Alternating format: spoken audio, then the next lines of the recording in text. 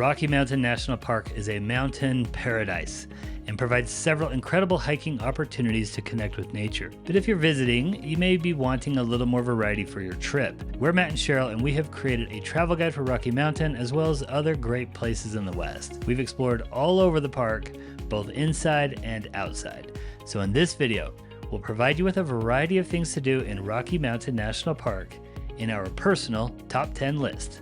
Let's go. Let's kick this off by looking for elk. Rocky Mountain is famous for its elk, which wander high and low, inside and outside the park. In the spring and fall, they hang out in the valleys at the base of the park, including all over the town of Estes Park. Last time we saw elk outside our hotel in the morning, which was just awesome. One of the cool things about Estes Park is that there are elk that just roam through the town all over the place. You actually have to really look out as you're driving around because they might be just right off to the side of the road. September and October is the elk rut. So if you come here in that time, you really need to look out because the males are really asserting their dominance and they might attack you. Even if you're in your car, they might come after you. In the summer, they head farther up into the mountains where we saw 3 massive elk grazing near a picnic area. Elk are native to the area, but after the valley was settled, they were hunted almost to extinction. So in the early 1900s, they created a plan to restore the elk. They brought in 49 elk from Yellowstone National Park. At the same time, they killed off most of the predators, which is one reason why you won't find wolves or grizzly bears here. And it's quite unlikely you'll find any black bears. The elk rebounded, and there are now currently around 800 elk in the area. They are one of the great joys of visiting Rocky Mountain National Park.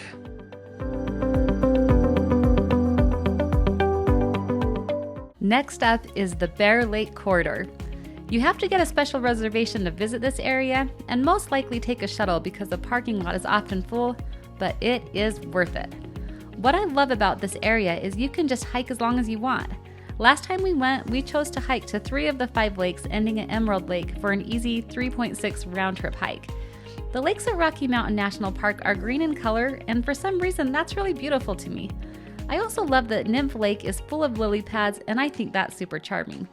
But my very favorite thing I saw on my hike was at Dream Lake when I looked into the water and I could see greenback trout just swimming around. They were in groups of 3 and 4 and just jumping up and catching bugs. It was one of the most natural environments I've ever been in, and I thought, this is how fish were meant to live. At the same trailhead as 5 Lakes, you can also hike around Bear Lake. Half of this trail is accessible, and what I thought was really cool is that there are about 30 little signs around the trail with information and activities meant for kids. You can pick up a book at the visitor center for about $2, and that will tell you what each of these markers mean. And just in case you are wondering if there are any other great activities for kids, the Hidden Valley Junior Ranger Headquarters is the best children's program I've ever seen in a national park.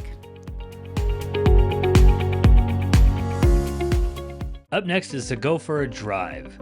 This is a great park to just drive through or over the mountains.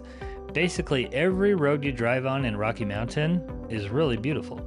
Several roads travel through the valleys of the park, and I love these open meadows of grass and streams. But what's great is that 2 roads will take you up and over the mountains through different ecosystems. These are the Trail Ridge Road and the Old Fall River Road. These reach about 12,000 feet in elevation, or for those of you who are from the normal part of the planet, that's 3,600 meters. These are some of the highest roads in the National Park Service, and they are an absolute joy to drive on. The Old Fall River Road was the original road to the top. It's a one-way dirt road, and I love this for the views of the waterfalls and the lakes on the way to the top. The Trail Ridge Road is the main road now, and it's one of the coolest drives in the country. It is known as an all-American road, which means that it's an attraction in and of itself. It rides on the top of the mountains for several miles with insane views throughout. It's one of the premier experiences in the park. The road is typically open from late May to mid-October and can be driven with white knuckles in any vehicle.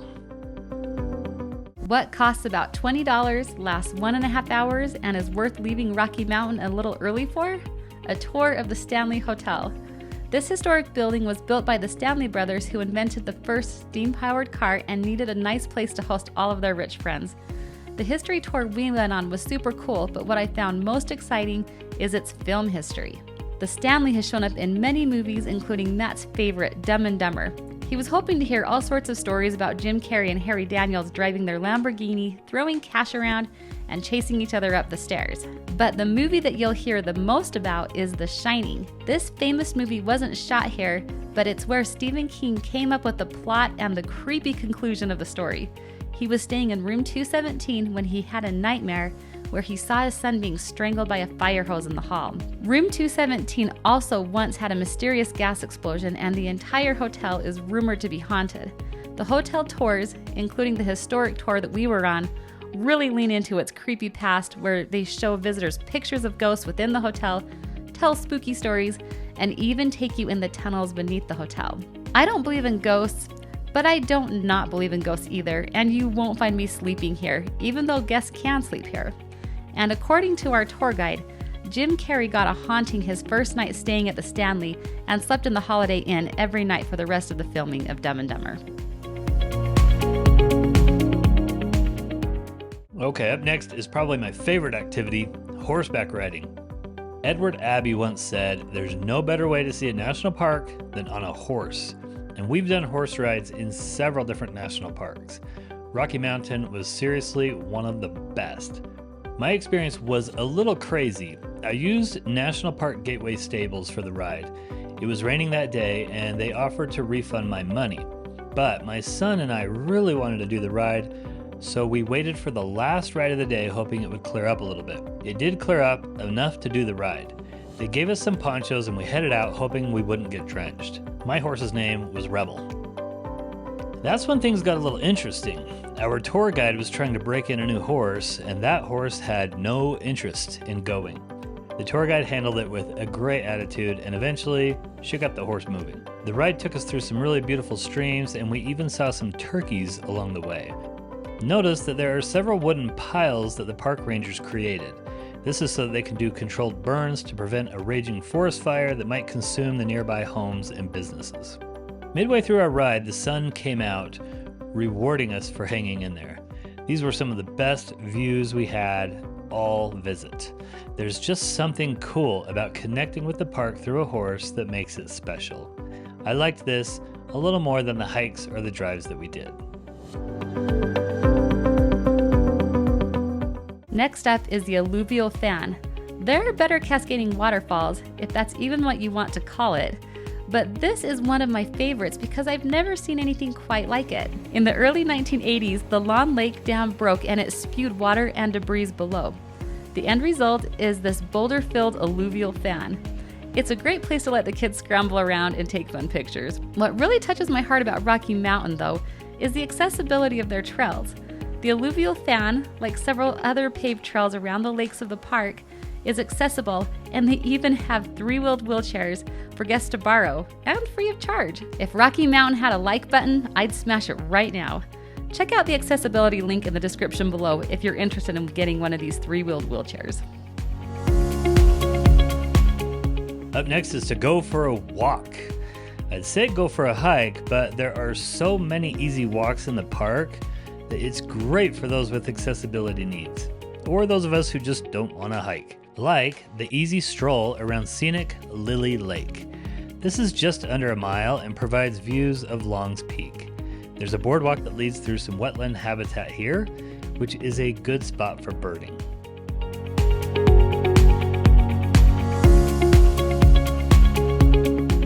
Sprague Lake is another easy, short walk.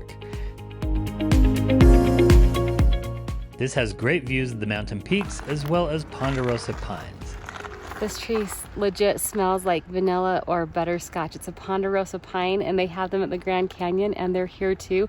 Really, if you have a chance and you see one of these pine trees with the red bark, they're ponderosas and they smell amazing. So instead of taking a minute to smell the roses, take a minute and smell the pine trees. Something to know is that dogs are not allowed on any trails in the park, but Sprague Lake has a picnic area where dogs are allowed. And if you're looking to hike with your dog, there are several dog-friendly trails in Estes Park. We include these in our Rocky Mountain itinerary guide, as well as our favorite lakes and easy trails inside the park to check out. Next up is to explore the tundra.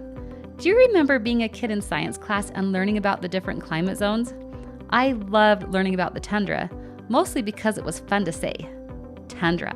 But I had never seen it with my own eyes until we visited Rocky Mountain National Park. It's cool as you work your way up from Estes Park at 7,500 feet to 12,000 feet at the Alpine Visitor Center at the top. You start in wide western valleys with grass and rivers called parks, and then up to a forest filled with pine trees. Around 10,000 feet, there are suddenly no trees at all. You have reached the tundra. All there is a 1/4 inch of short grass and my very favorite, tundra flowers. I can't believe that these tiny but mighty flowers survive in these cold temperatures and harsh winds, but there are thousands of them and in all different colors. People go to the top of mountains to look at the views of the valleys below, but I spend my time looking at the ground because I've never seen such unique and beautiful flowers. Next up is to visit the west side of the park. Rocky Mountain is cut in half by the mountain range, which goes north and south. Estes Park is on the east side and is the main gateway town. Many visitors turn around at the Alpine Visitor Center at the top of the Trail Ridge Road and never even make it to the west side of the park. But it's certainly worth visiting. It's less crowded, and there are several great lakes and valleys on that side. Although the mountain range over here is called the Never Summer Mountains, it's gorgeous over here in the summer in the Kawanichi Valley. Lake Irene is another easy and beautiful walk with colorful wildflowers. The Coyote Valley Trail follows the river and is one of my favorites.